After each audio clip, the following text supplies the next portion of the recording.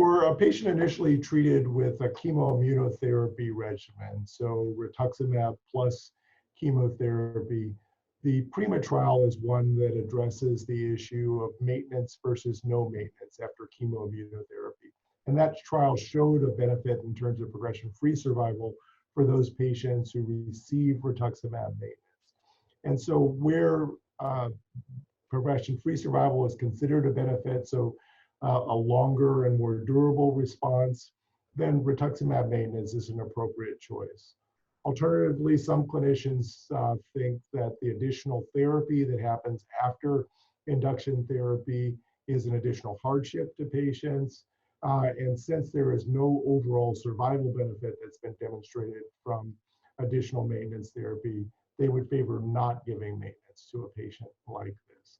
I think both of those are equally reasonable and rational choices and should be decided on a patient-by-patient basis.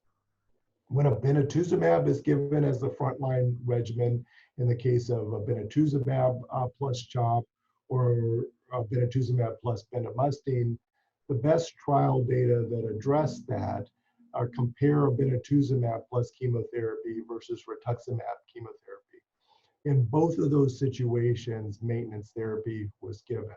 And so when obinutuzumab plus chemotherapy is given as a frontline therapy, maintenance really should be given if you're following the letter of the law for the clinical trial. When we think about monitoring of a patient with follicular lymphoma after the completion of therapy, there are several challenges to consider.